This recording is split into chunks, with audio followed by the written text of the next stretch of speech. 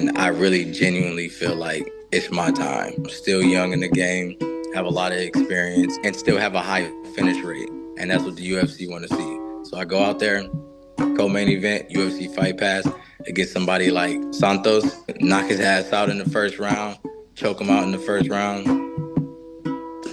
I'll see the UFC soon.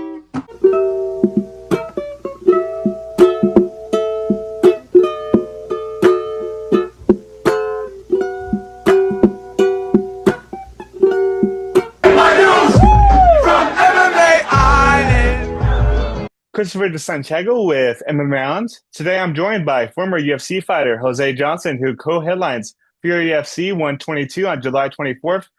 Jose, we're a month out. How are you feeling, man? Man, I feel like this fight could have came 2 months ago. Honestly, I haven't fought in like 9 months. I took some time off to just recalculate everything, spend time with the family, get adjusted to Hawaii, and find a good gym, really. And I found that. And for the last 7 months, we've been working super hard. I was ready 3 months ago for this fight. So Mhm. And what's your new gym, and when did you get there? it is Prodigy Training Center. It is located in Waipio or White Kelly, same, right down the street from each other. And I got here like, yeah, probably about 5, 6 months ago, 5, 6, something like that. Awesome, man. How frustrating was it to have your last fight canceled due to the blood test not coming in time? I'm sure that, you've been itching to fight ever since, right? So what made that so frustrating is that I had been reaching out for fights for so long and been offered like 7 different people, and I've said yes to all of them, and they all come back and it's a no after me waiting for like 1, 2 weeks for just a response on a fight. So like when I finally got one confirmed and it was with Cody, and I know he's been wanting to get that fight back for a long time because, we fought earlier on in my career and I beat him. So I know he's been wanting to get that back and just couldn't get it done in time. The difference in time is crazy. It's like 5 hours from here to Texas. So couldn't get that cleared in time. But, you know, you wait patient enough, opportunities get presented to you. Now I'm fighting one of Charles Oliveira's teammates, and he's my favorite fighter of all time. Hopefully he's at the weigh-ins. I'm a fanboy a little bit. Might ask him for an autograph or a picture after the fight. Because he's probably not going to like me before it, but we'll see how that Mhm. goes. How are you hoping this fight ends? Are you hoping to get a submission in front of Charles Oliveira? Like, imagine if Charles is in this corner and you pull off a submission. I mean, that would be something. Yeah, well, everybody knows me. Submission is never really in my game plan. However, I have been training with some monsters. And when you're training with these beasts like I have been, like a submission could be possible. But me, that fight starts on the feet, and I am an extreme problem when we're on the feet. I'm gonna look to knock you out. If we go to the ground, I am gonna look to submit you. It's whatever way you want to play it out. I have the cardio to go off 15 if that's the case. It's gonna be a surprise. Mhm. And yeah, I was thinking, I mean, you do have a submission game because, like, I remember watching your fight against Mo Miller. I think you caught him with, was it a triangle, right? It was a triangle setup. It was actually one that I just worked 10 minutes prior to the fight, which is which is Nice. which is pretty crazy. Awesome, Um, man. But yeah, now it's a little different as far as like my jujitsu. My jujitsu that I trained in the past, it was more so nothing wrong with it, but it was more competitive jujitsu. Like if you're gonna go compete in jujitsu and jujitsu solely. But now being at a gym where like it's like a fight gym. These guys are fighters. There's one championship belts all over the place in here because I train with, Adrian and Christian Lee. If you're familiar with them, Christian is the double champ for ONE FC. I train with these guys personally twice a day, every day for like a total of like 4 to 5 hours. So we've been grinding, and when you're getting beat up by these big dudes a lot, you learn a lot, and it makes you tough and it makes you super resilient. And I didn't think that my game could evolve and get as better as it's gotten because of how much experience I've had. But you can teach an old dog new tricks. I feel like you and Santos have around the same amount of fights. Obviously, you fought higher level guys. What do you think will be the deciding factor on July 24th? I think I think that he's a great guy. Like I saw his page a little bit. Any follower of God, and I respect any man of God. I respect all respect to that. He trains with, like I said, my favorite fighter. I don't think he just trains with people, just to train with them. He probably has to see something in you. So that tells me that he's got to be a good person. And I won't say that I don't like his style. I just think that his fights are very easy. Like his last fight, I think the guy was 13-10 at the time, or 12-10 at the time, or something like that. The one before then was like 1-7 or 1-5, and that's not saying that he's not good, or he can't showcase better than that. But when you got that many fights, I personally don't know who his manager is. His manager is fire for him to find him fights that easy. Because whenever I hit my manager up and I'm like, "Hey man, look, I've been taking every fight that you've been sending my way. Give me a fight. Give me something here. Give me something that's a little nice. Make me look a little nice." He's like, "Oh yeah, I got you. Here's this guy who's 10-0 from the UK. Fight that guy." I'm like, so I don't know how he's finding these guys. I don't know who his manager is, but I think he should have been stepping up and fighting greater competition a lot earlier on. And I think the separation and the fact that's going to really come into play is the experience, because yes, he has around the same amount of fights as me, but when it comes to terms of like being in a cage with high level competition, because there's a difference between training with high level competition and being in a cage and fighting for your life against high level competition. I think that's going to be the separation, honestly. And the level of competition that you fought inside and outside of the UFC is very impressive, Jose. Mhm. Juan Archuleta, obviously, champion of Bellator and Rizin previously. Mhm. And then you look at the guys that you fought in the UFC, Asu Omabayev, top contender. Blackshear, I believe, was on a 3-fight win streak. Going Yeah. off of that, do you think you should have got another fight in the UFC? Because, I mean, you did get a tough draw in there. Um, I understand. I understand that business is business. And honestly, it hurt when it happened, but I'm glad that it happened because it allowed me to because if I would have just continued to be in the UFC, I would have thought maybe, okay, yeah, here's a little bit of things that I needed to tweak to make better so I can have a better outcome. But being released made me reevaluate my whole entire situation outside of training, my living situation, everything. When I got released, I told my wife, I said, "Hey, look, like I want to be closer to your parents. They're getting older. I want the kids to be closer to them. Um, I want to take you back home. I've always wanted to do that. So we always talked about going to just visit Hawaii a lot. And then I just made the executive decision to just move here. And then since moving here, so many doors have opened. I went to a seminar with Max Holloway not too long ago, trained and got the demo with Senchai because he came out here. And Mikey Mucinetti came out here and did a seminar, and he worked with me on leg locks and stuff. So many different opportunities have been presented here. And now I'm training with, I would arguably say one of the most dominant mixed martial arts families that I've seen.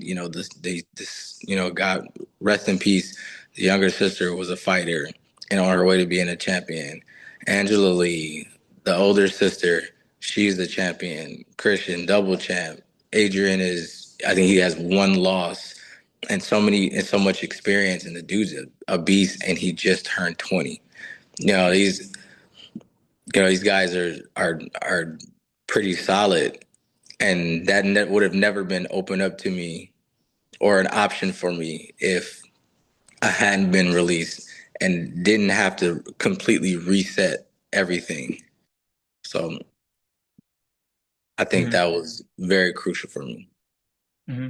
And on Instagram, you wrote that it starts with this guy, the road back to the UFC. You won't be denied. Just wait and see. I guess, can you talk to me a little bit more about the mentality and what kind of performance you're looking to leave on July 24th? Because I feel like the implications of the victory here, co-main event, UFC Fight Pass, I mean, it's got to be good.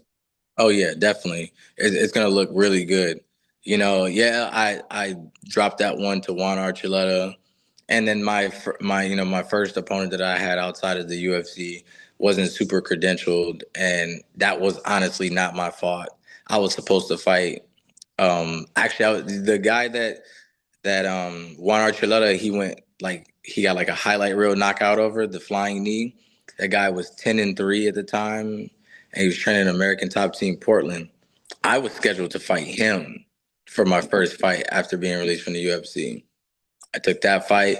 The guy backs out like a week before the fight. Goes ghost, doesn't really give any explanation except for he thinks that I'm not worthy enough to fight him the week before the fight. Absolute whole shit, but it is what it is. I moved on. They offered me somebody else. That guy said no. Then the only guy who said yes, and I had already put a fight camp in, was a guy who had a lower record, but is a tough guy, and it was at a higher weight class. So I said, forget it, let's do it. That was a first round finish. And then the Juan Archuleta thing, I honestly just wasn't in the right mental space. I hadn't come to Prodigy yet, so I wasn't training the way that I was supposed to because I was still getting just moved and settled here in Hawaii. Probably shouldn't have taken that fight, and it was at a higher weight class. Wish I could go back and do it again, you know, but the past is the past, and you just keep moving forward with the future. And I really genuinely feel like it's my time. I just turned 31. I'm still young in the game, have a lot of experience, and still have a high finish rate. And that's what the UFC want to see. So I go out there, co-main event, UFC Fight Pass, against somebody like Santos, knock his ass out in the first round, choke him out in the first round. I'll see the UFC soon. Are you going to be fighting at bantamweight from now on? Is that your new home? Bantamweight is my new home. However, it's crazy. Throughout this camp, my weight been fluctuating. Right now I'm pretty big right now. But like 2 weeks ago, maybe a week and a half ago, I was all the way down to 140 and felt fine. Like I felt like, okay, this is nice. When I cut to 125, I was not at 140 a month out from a fight. I was definitely nowhere near 140 a month out from that fight. So that cut was a little bit tough. No, I don't know. I think I kind of want to run that back with Asu now that I feel like I'm at a good gym and I have, better nutrition and I feel like I have a better support system around me as far as like training goes and that level of training. I really genuinely feel like if they want me to do 25, I might think about it, see what my manager says, but primarily 35. Awesome, man. One question outside of the fight game. What is your favorite movie and TV show? Ooh. So this is how much of a change my life has done. Okay. My wife introduced me to K drama. Higher. Amazing. Whole life has Really? changed since. Whole life has changed since. All right. So now I barely even watch shows in English as it is. I typically just watch anime 90% of the time. I'm like, oh, the Japanese hitting with this. I found out that Solo Leveling was a Korean anime. And I was like, wow, they on to something. I started listening to K-pop. Bro, I would have to say one of my favorite movies. I won't even go movies because movies is hard. Shows. Okay, I'll go shows. You can watch it on Netflix. It is amazing. You probably seen it all over. It's called Teach You a Lesson. The main Nice. character in there, yeah, the main character in there. My man looked like John Cena a lot. And his acting is perfect. The characters play their roles perfect. The Koreans never miss. They never miss. So that's what I do. I listen to K-pop all day, watch anime, and watch K-drama. Awesome, man. Do you ever dream of flying over there to Korea or Japan? Yeah, I actually was scheduled to fight in Japan, and me and the wife got super excited about it. But unfortunately, that fight fell through as well. Black was it Black Combat that's in Korea, pretty big promotion that's over in Korea. They hit me up on Instagram and they were asking for me to represent America in their tournament that they had. I was supposed to go do the tryouts, but then I got presented with another fight opportunity, which turned around and bit me in the ass because that one fell through too. So I was like, that sucked. Could have went to Korea and fought there. That would have been double the experience. But no, me and the wife are definitely planning with the kids to go to Korea for sure. I might even buy some property out there. You never know. You might not see me back here again. Yeah, man. Hopefully, even Rizin, they go there, they call up Jose Johnson. There you go. Yeah, I would absolutely fight for Rizin. I definitely would. We got a cage here. Obviously, you see it in the back. We got huge mat space over here, mat space here, and then in the back we got the ring because those guys fight for one. So you gotta get used to that. Let me tell you, grappling inside of that motherfucker was so tough the first time. It was so weird. You know, you got cage walls you can kind of post on. You can't do that. So it was different. So that would be an adjustment, but I'm also working on that adjustment as well. Yeah, man. And can you do me a favor and show your camera just can you give me like a tour of the gym just for the people to watch? For sure, for sure. So like I said, we got the cage set up that's right here. Prodigy. So we actually just had a smoker and we have another smoker that's coming up soon. I got the lights off on this side because I just got done doing a couple personals. But this is a huge mat space Wow. over here. And then That's right awesome, here, dude. got all the bags sitting there. There's bags on that side as well. And no So better place to train than in Hawaii, in my opinion, man. I mean, that's my favorite place in the world right there. that's the one belts here, and then you got the like the memorabilia right here, the pictures from all of the family from them fighting, and Awesome, then man. another match space, bags. Yeah, bro, it's pretty huge. And then the ring. Very cool, man. Well, I'm very happy to see that you're happy over there, man, and Mhm. training and stuff like that. Thanks so much again for the time, Jose. Is there anything that you want to say to the fans out there watching before I let you go? I just want to say shout out to my sponsors has been helping me, especially for this fight. We got FBC Roofing, my buddy David Fulmer.